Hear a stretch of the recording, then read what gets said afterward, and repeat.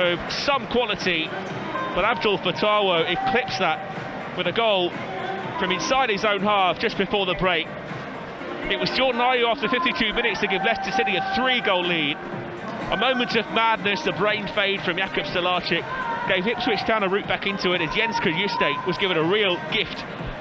But Leicester City held firm right the way through to the final whistle and pick up 3 points that looks like it's going to push them up the table to 8th in the league. Now just 3 points behind today's opposition, Ipswich Town. Full time at King Power Stadium, and it's finished. Leicester City 3, Ipswich Town 1. Thank you, Charlie. We'll stick with Jerry, though, out in the commentary box. Jerry, a very pleasing victory. Slightly nervy towards the end at 3-0. We probably felt a little bit more confident, but it doesn't matter. It's 3 points, and that is all that matters, Jerry. Yeah, absolutely. I mean, for the most part, the performance today was really, really good. Probably one of the best I've seen this season. The goal that they conceded apart, and then obviously Ipswich have got their tails up a little bit and applying pressure, but without really troubling the keeper. I know I can't remember the keeper having too much to do in regards to, you know, using the palms of his hands, in all honesty. So in that respect, you've got to say almost a complete performance today, and some of the football was as good as I've seen this season. I can hear the Abdul Fatawu song going on in the background, Jerry. No wonder, considering we've seen what definitely will be goal of the season. Yeah, I mean, quite incredible. Absolutely quite incredible. And I said on commentary, Dan, it's only something that you ever see on the telly. You know, the chances of seeing a goal like that live is very few and far between. So to actually be here and see a goal of that magnitude being scored with your own eyes was something else. What a finish. Yeah, we've just seen him embracing Marty Cifuentes, and no wonder, Jerry. To be fair to Marty, he's probably going around the whole group because they've all been brilliant, but just for a goal of that standing just before the break was so important. Yeah, I mean Leicester were comfortable in that first half, and they were the better team in that first half, but it was only 1-0, and so for Abdul, he's done brilliantly. You know, it's not like the ball's just fallen to him with no one around him. He's had to work so much harder just to find that space, and then to have the composure to pull that strike off from that sort of distance is a sublime piece of skill. It really was. Yeah, he'll be a very happy man, Marty Cifuentes, this evening, Jerry. Yeah, I mean, that's 8 goals in 3 games, Dan. You know, and people, you know, the players are starting to gel. You know, and I think, you know, the team looks more together. I don't mean that, you know, there was factions, but I mean the playing style of the team looks that little bit more of a, you know, jointed up, you know, round pegs and round holes. Bobby Reid playing in that number 10, 3-3. Jordan James making those long busting runs. Fatawu on song, Mavididi on song, Ayew on song. He's got 2 and 2 now. So yeah, it just, the team looks a lot more settled and a lot more, you know, joined up. Absolutely. We'll come into the studio now with me, Dan Bates. Matt Elliott is here, and we've substituted back in Martin Waghorn. Better than Matt Elliott, that's what we'll go for today. So there's been a tier system going here. We've got a clear first, second and third of our guests. We know where we stand. We know where we stand. Don't worry about it. Overall, as Jerry has alluded to there, what a brilliant afternoon of football that was, Waggy. A shame about conceding, wasn't it? Because I don't think Leicester would have done, really. That was probably heading for a 3-0 win. Doesn't matter, 3-1 win, 3-0 win. It's the same thing. We're all very happy this evening. Yeah, we've touched on it briefly in terms of putting performance together for longer stages of the game. And I think for 70 minutes, which we spoke about before, very comfortable. The goal is disappointing. I think just the way we conceded it will put a bit of a dampener on it. But in terms of the effort towards the end, we're still getting after them in the last 3 or 4 minutes, which is a real good sign. We could have easily sat off and invited a bit of pressure. I think even when they scored, we stood the pressure relatively well. But yeah, apart from the goal aside, they didn't really look like causing any problems. And on the whole, a very pleasing 90 minutes of football for Leicester. Yeah, just similar thoughts for me, really. there were a couple of like hairy moments, weren't there, after conceding the one goal, and then obviously Ipswich, but not before time, sort of rallied themselves a bit. But there was an excellent last-ditch challenge by Oliver Skipp in one instance, but I'm not sure if the ball was going on target or not. Anyway, but regardless, Vestergaard, I think, was one of the two, wasn't it? If he cut inside Vestergaard, they came together, didn't they, between the two of them? It's not the first time we've differed this afternoon, no, is it? Won't be the last now. No. Certainly not. Certainly not from Waggy's point of view. But after disrespecting him at half-time, shocking. But anyway, back to the football. It was pretty comprehensive victory, wasn't it? Really, against, especially like when you consider the opposition, who I thought were below par. I'm sure they were for them. But having said that, Leicester didn't allow them to play, and that they seemed like. I don't know. They were second best pretty much all through, really, and Leicester dominant for the large part. Excellent performance, and on the back of a long week. I know Ipswich have had similar, but that was a really solid performance. Everyone would be delighted. Yeah. Yeah, we said, because you were here on the show, weren't you, for the Derby game, Waggy, and we sort of said it's a tough week, isn't it? Derby away, Bristol City away, Ipswich who are flying at home. If we'd have sat there before that Derby game and said 7 points from 9, I think we'd have all agreed that would be a good week. Yeah, of course. Especially, like you said, we've touched on it many times now. In this league, you can put a little run together. It helps no end. And the games that we've had, the situation that we've been going through, to come out on top with the 7 points, midweek, we could have obviously got more and would have been 9 from 3, which would have been amazing. But in the grand scheme of things, course of the season, you then look forward for the next 3 games. You think we could maybe do potentially the same, maybe a bit more. So, yeah, there's real scope for optimism going into the Christmas break, the festive period. And, yeah, we touched on it as well in terms of how the teams come together, starting to gel, relationships are building. And you can just see that it's a bit more confidence. We're seeing our games a little bit better. And that's all it takes, a little run of results, and hopefully it's a little upward trend for now. Yeah, Tags, when you look at the fixtures coming up, the next 3, if we're going to do it in blocks of 3 like we've just done, QPR away, who've just been beaten today comprehensively, Watford at home, Derby at home, you're looking at that and you're thinking, with the little run that they're potentially steadily putting on now, you'd almost fancy them again to pick up a similar amount of points, touch wood, in the next 3 games.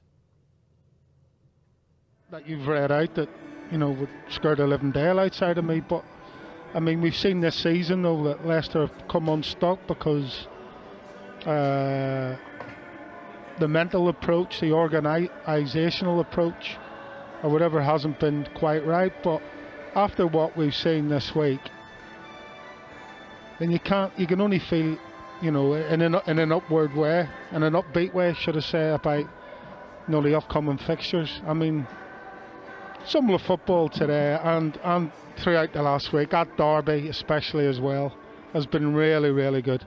And what I'm saying is, you got a team like Ipswich who just couldn't live with Leicester today when they passed the ball and found the gaps and, kept their composure when they were under pressure. So on paper, yes, Dan, it is.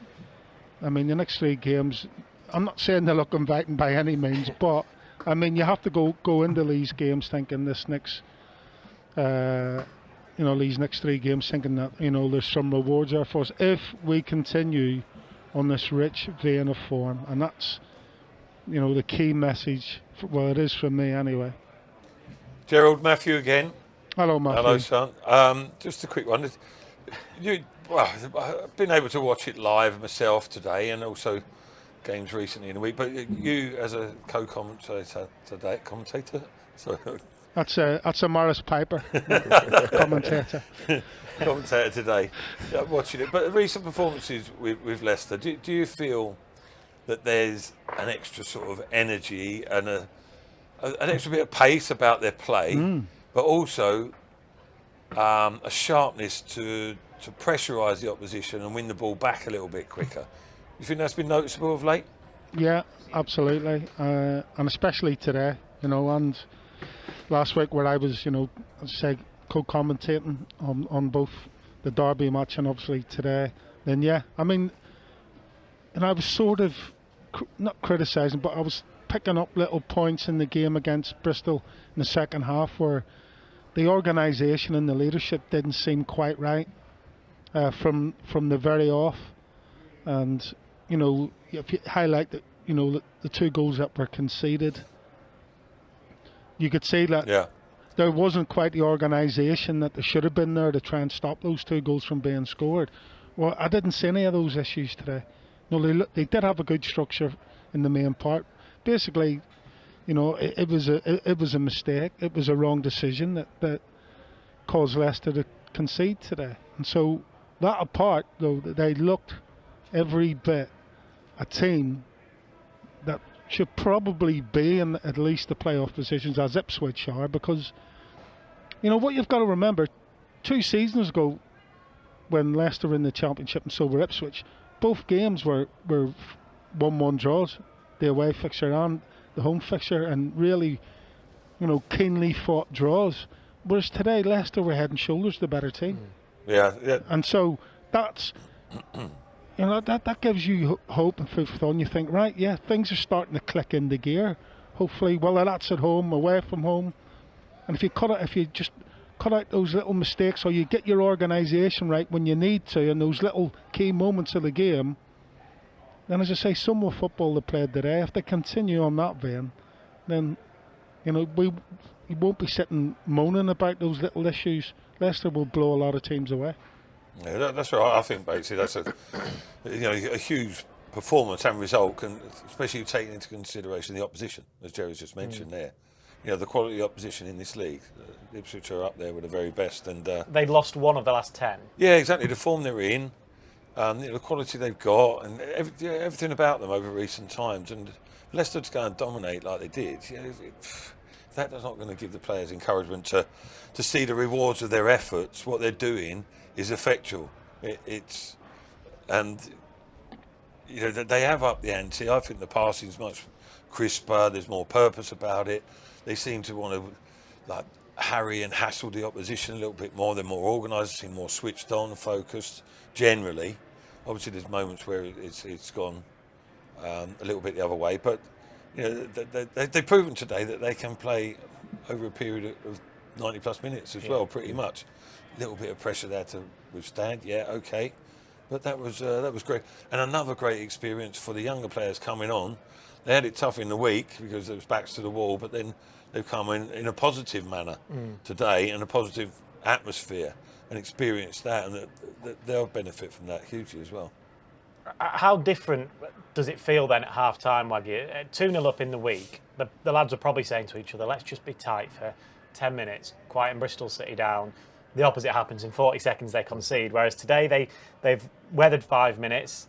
After 7 minutes, they've made it 3-0. They're polar opposites, aren't they? Yeah, it changes everything really. Obviously, you get the 3-goal cushion at home. Their probably heads drop a little bit, and everything, just the whole dynamic of the system changes. You just keep the ball at because we had a spell for maybe a minute and a half, keeping the ball, they couldn't get near, and just the whole stadium just relaxes, and then you do concede a goal, but then the pressure doesn't really set in there. But on that note, I think the subs coming in today, they knew the job was a lot better today. I think we looked well structured off the ball when we did give it away. I think I touched on before, in terms of the last 5-10 minutes, we're still getting after them, which I think's a massive thing, rather than just sitting in, inviting that bit of pressure on, because teams will put pressure on you last 5-10 minutes, and I think we nullified it very well. But in terms of where I think the energy and everything came from, I think the wake-up call, the first half, Sheffield United, it has to be a bit of a culture shock to everyone in terms of that can't happen again. I think that stemmed the second half performance against those, that led into Derby, and then the first half Bristol. So I think it has been coming. The wake-up calls hopefully triggered all that. Like you mentioned it numerous times, but getting about the opposition, as simple as that can spark things off for you. And I think Leicester are doing that a lot more than they have done earlier in the season. Is it fair to just say, Jerry, that now Marti Cifuentes has been here and he's had enough time with this group? We all know what happened in pre-season, him coming in, weeks into that. It was always going to take time. We didn't know what was going to happen player-wise with the transfer window either. Now, hopefully, we're starting to see things just really gelling between the players. Yeah, I think there's a few bits in there, Dan. I think, obviously he's made a few changes to the side in recent weeks. Harry Winks has not been in the side for a while. Ben Nelson's come into the team. He's moved Bobby De Cordova-Reid into that number 10 position. Jordan Ayew's getting the run of games.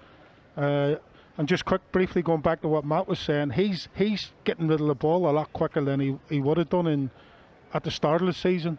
You know, with a slick passing game that they're playing, he's only having 1 or 2 touches instead of having 4, 5, 6 touches. And so with all these little changes and these little tweaks, then you're starting to see the players gel together, be comfortable with each other on the pitch, trust each other on the ball, and that all obviously all boils down to what they're doing on the training pitch. I feel like we've waited too long, really, to talk about Abdul Fatawu and that goal. We didn't show it at half time, did we? No, we didn't get round to it. I was inside. I'm gutted. You were walking inside. Yeah. You missed it. Waggy, you're the only person alongside Jerry that actually saw it live. He wasn't involved at half time. Bucket list moment. I was freezing outside. I wasn't invited in. What an unbelievable strike! Not just the strike, the Megs before, and it's actually, does it a big injustice to say he's done it from the halfway line, because he's done it from about 10 yards inside. Is that and the rest, isn't it? But again, though, it comes from turning, going forward and being positive. I mean, sometimes, like earlier in the season, we would have probably just kept it, went sideways, went a bit back, but he's turned, he's got after him. Yeah, and Tags mentioned it before. Yeah, you don't often see those in real life, and to watch it, you could see it coming a mile off from our distance, but to think he's executed it the way he's done it, it was top tier, to be fair. How long into him hitting it did you think this has got a chance? When you see the goalie stumbling, you think, is he going to get this? And you half think, is he going to jump or whatever? And he semi-stumbles. I thought, it's in. Is it going to bounce over, whatever? But no, I was worried about that. He's caught it so well, and when the keeper starts scrambling, you know you've got half a chance. Yeah. The pitches these days, they're pretty solid, aren't they? Firm, yeah. Probably going to ping and over the bar, but no, it's incredible to see. Yeah, amazing, especially with that little bit, double bit of skill before. It's not like he's picked it up and everyone's charging back. He's done well to manoeuvre himself into that position just to begin with. A bit of composure to see the keeper off his line. Yeah. What is that down to? Is that a bit of composure, and how much skill does that take to pull that off? Because from that distance, like, you'd think that everything has got to be about the power to get it over the goalie, whereas he's still then got to guide it. He's still got to be accurate. Yeah, it's a huge amount of skill. I've tried it a fair few times and it's never happened. But been close at all? A couple of just grazed the top of the net or whatever, but never actually. To be fair, I've caught a lot of them on the full, but what he's done, he's not. Did yours bounce? No, he's not wellied it, which I think has helped him. I mean, he's almost like just a bit of a long ball. I think the good thing about the composure to actually just play like a nice pass, which is what essentially it is. It's turned into obviously an incredible goal, and there's a lot of skill involved in it. You could see you can welly it, you can shank it. Yeah. A few like Matt's clearances back in the day, do you know what I mean? So you can't remember that far back, mate. I've seen a few of them, but no, just to like have the composure to see it and execute it. Yeah, it's a great finish. Yeah. Knowing Abdul, Jerry, like we do, and obviously we've got the privilege of seeing training sessions. He's the type of player that will be trying that in training pretty much every week, and then there's no surprise then when he tries it in a game that it comes off, and it comes off so spectacularly. Yeah, I think he's one of those players who's given the license to go and try whatever he wants in any given situation. And why not? Because, again, he showed today that he is the game changer, and sometimes you've got to give license to certain players to just go out and try things that one other players can't pull off, i.e. me and Matty, or two, other players don't have the confidence. That's the main thing about him. He's just so confident in his own ability that does something like that really surprise you from a player like Abdul Fatawu? Could you have seen any other player on the pitch pulling something like that off? That's a question you've got to ask yourself, and the answer is probably no. In all honesty. Yeah, it's a great picture, the one that's on the screen behind both of you, because you can see it's almost the reactions of the other players, actually. I mean, Jordan's just looking at him happy, Bobby, then Yannick can't believe it, Ben Nelson can't believe it, JJ's just doing whatever, isn't he? And I think it is probably one of those moments, and obviously both of you will have been on the pitch for when your teammates have scored absolute wonder goals, and sometimes you can't believe what you've just witnessed, and that will be one of those moments that will live with every single one of those for a long time. Why are you assuming it's just? We'd witnessed the teammates. Yeah. Well, You turned Desai inside out, didn't Oh, you? have you Matt? got that? Have you got that one again? No, I think that one's there. All right, no, well, this is one about Fatawa, but yeah, it was an amazing strike though. Like Waggy's right there. It was more of a pass. He hasn't just like fizzed it, has he, or even ballooned it. It was controlled, really. He's like always picked his pass, almost, and from that distance. So has he aimed for it to bounce kind of where it has, or is he aiming to just? I don't think you're reaching from that far, are you? To hit it Yeah, direct. it's a big effort to hit that. On the like to drill it, and and then from that distance to keep. If you're drilling it, it's got to be hit low. Otherwise, you're talking like millimeters perfection, aren't you? And the keeper's going to get a touch on it. So, but it's worked out perfectly, hasn't it? But I think the key is, Tags is right. You've got to have that ability and belief in yourself and willingness to look stupid, because knowing that you can make amends another time. Because if I know, individuals like Jerry tried that, right? and it balloons off to the corner flag. Like everyone's thinking, what the hell? What is Jerry thinking there, sort of thing. But with Fatawa, you give him the benefit of the doubt, don't you? But he's picked the right time. It fell nicely, didn't it? Yeah. He's created the space himself. It was on to do it. It's another thing recognising that, and it's another thing again actually executing it. Yeah, it'll be interesting to hear from Abdul himself actually, because a number of times we spoke to one of your former teammates, Jamie Vardy, speaking of the goal against Liverpool, the volley. He'd said that earlier in the game he'd spotted Mignolet off his line a couple of times. So then people look out for that. If he ever gets half an opportunity like that, he'll take it. The ball's come in the air. He's thought, oh, perfect, because he knows Mignolet's off his line. Yeah. I wonder then if Abdul has seen their goalkeeper, because a lot of them these days goalkeepers are quite high. Well, the goalkeeper coach will probably have said in terms of like their goalie's position's quite high. You see the way they play when they've got high possession in the opposition half. They are very high. The defence is high. The goalie is overcommits or certain things, so it's something that they probably could have spoke about. Probably more so than, say, in times gone by. Yeah. The keepers are like high, intensity they are higher now. So you see those attempts more often now, don't you? You do. Than you used to. Yeah. Jerry, any retort to Matt for his little comment at you there? I think just that was completely uncalled for, wasn't it, just let him have his little, his little 2 pennies worth. It's fine. It wasn't aimed directly. You just happened to be in my mind. It was. I should have said Robert Huth with his free kick effort.